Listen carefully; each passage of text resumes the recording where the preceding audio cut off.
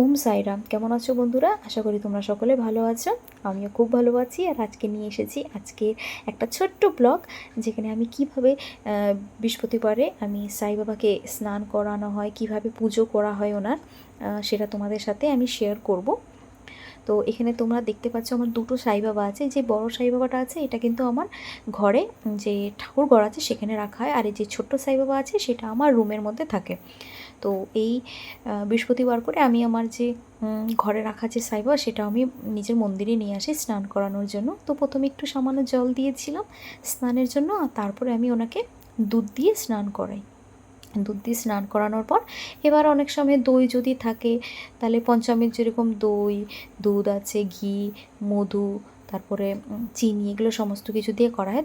তবে যেদিন ওরকম সময় হয় না, সুযোগ হয়ে ওঠে না, সব কিছু অ্যাভেলেবেল তো থাকে না সব সময়, সেক্ষেত্রে যদি দুধটা পাওয়া যায় তখন দুধটা দিয়ে করে নিলাম। আবার যদি সময় কম থাকে তখন সেক্ষেত্রে আমি শুধু জল দিয়েও স্নান করিয়ে দিই।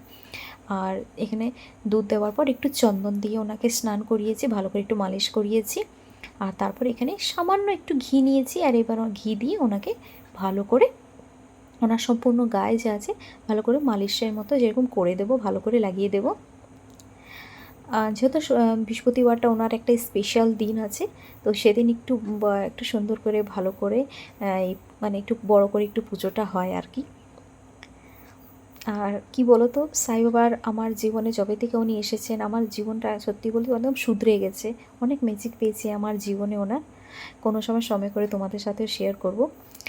আর এখানে দেখো, এখানে এবার জল দিয়ে ওনাকে স্নান করিয়ে দিলাম। তারপরে স্নান করিয়ে দেওয়ার পর ওনাকে একটা বস্ত্র দিয়ে ভালো করে মুছে নিচ্ছি জলগুলো। তো এখানে মোছা হয়ে গেছে। আর তারপরে এখানে আমি চন্দনের যে আছে ওনাকে যেটা ফোঁটা পরানো হয় বা তিলক বলতে পারো, সেটা দিয়ে দিচ্ছি ওনার হাতে পায়ে, ওনাকে দিয়ে দিচ্ছি চন্দনে।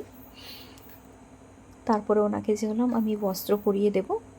এই বস্ত্রগুলো যে আমি মন্দিরে যাই পুজো করতে, এই প্রতি মাসে করে একবার করে, সেই মন্দির থেকে ওখানেই পাওয়া যায় একটা দোকানে, তো সেখান থেকেই কিনে নিয়ে আসি ওনার জন্য এই ছোট্ট ছোট্ট সাই বাবার বস্ত্রগুলো।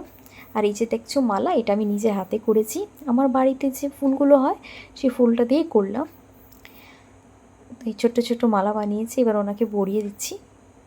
আর এবার ওনাকে আমি ওনার জায়গায় ওনাকে বসিয়ে দেবো।